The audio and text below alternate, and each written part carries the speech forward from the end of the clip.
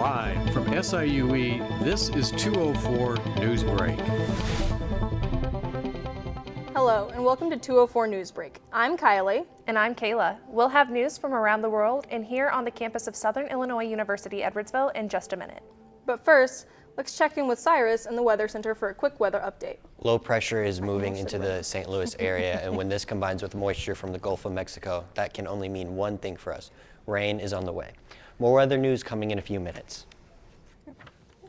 Thanks. Our top story, a warning tonight from the State Department for Americans around the world. Officials say U.S. citizens need to be careful as tensions surrounding the war in Iran continue to increase.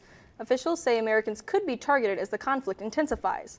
President Trump has issued an ultimatum to Iran to open key oil shipping routes in the Persian Gulf. The war is raising concerns about global security, oil prices, and access to energy supplies. Meanwhile, Russia has launched one of its biggest drone attacks, hitting cities across Ukraine.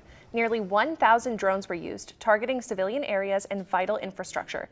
Ukrainian military officials reported damage to energy facilities and expressed concerns about power shortages. The war in Ukraine is now entering its fifth year with no end in sight.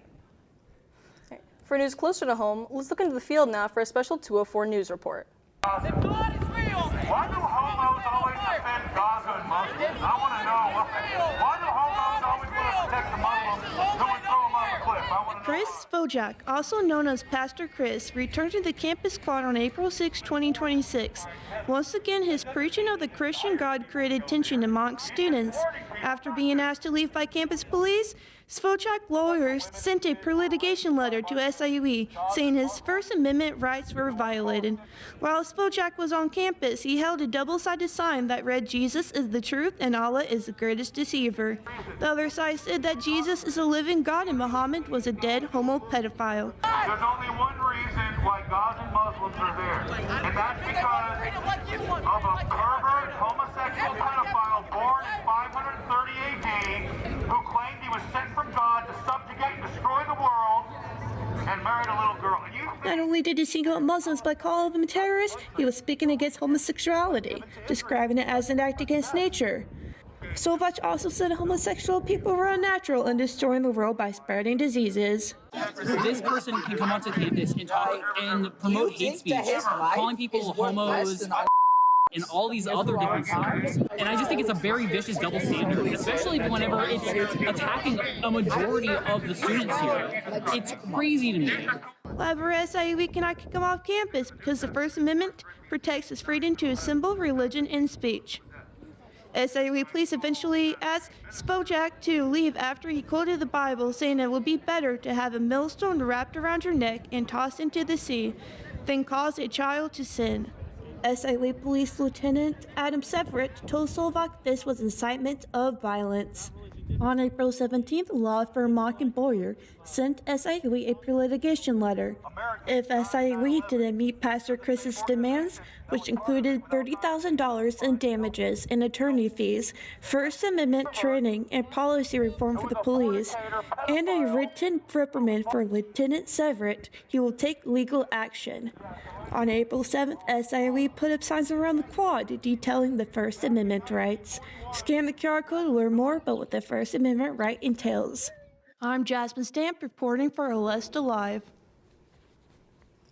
If you're traveling this weekend, be ready for a long wait at the airport. The Transportation Safety Administration says the wait for airline passengers has reached an all-time high.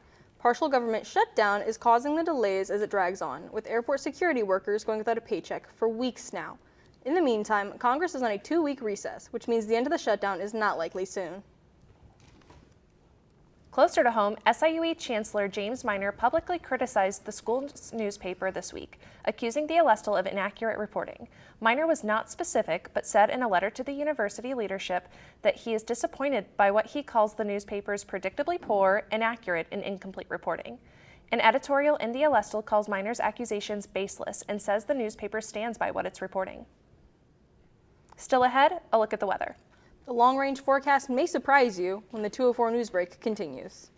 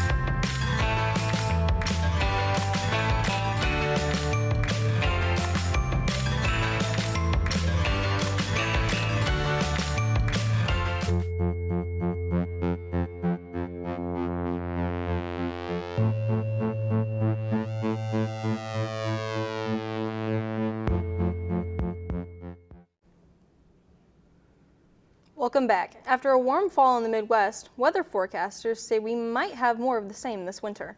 To find out, let's go back to the Weather Center, where Cyrus has the details. Looks like we need to get ready for an unusual winter, and by that I mean unusually warm and rainy. Experts at the National Oceanic and Atmospheric Administration anticipate a less severe winter with reduced snowfall and increased rainfall in most of the U.S. They say the impact of El Nino, as well as the effects of climate change, are contributing to the altered winter outlook. So, warmer weather is on the horizon. Back to you. Thanks, Cyrus. The Illinois Attorney General has accused an Edwardsville Thai food restaurant owner of tax evasion. 54-year-old Saram Purabat faces charges of filing false tax returns to avoid paying more than $100,000 in sales tax. Purabat, who owns the popular Zap Thai restaurant, was indicted on 2 counts of theft of government property, in addition to 35 counts of filing false tax returns. Golfer Tiger Woods is also facing charges this week after a rollover crash near his Florida home. Police say Woods was attempting to pass a truck in a narrow road when his vehicle flipped. Woods and a passenger in his car were not hurt, but he was arrested on charges of drunk driving and refusing to submit to a blood test. Woods has previously been arrested in 2017 for driving under the influence of prescription drugs. Finally, our thoughts go out tonight to SIU music professor Manny Watts, who was recovering from a lightning strike on campus yesterday. When asked about his shocking experience, he responded, quote, "It really transformed my life. I'm a much more positive person now." Manny told reporters he plans to take charge of his life and shed light on the dangers of playing the trombone in thunderstorms. Watts students say he's not only a great musician, but an excellent conductor as well. Well, that's it for 204 Newsbreak. Hope your world is a better, less shocking, and safer place. We'll see you again tonight at 10. Good night, everyone.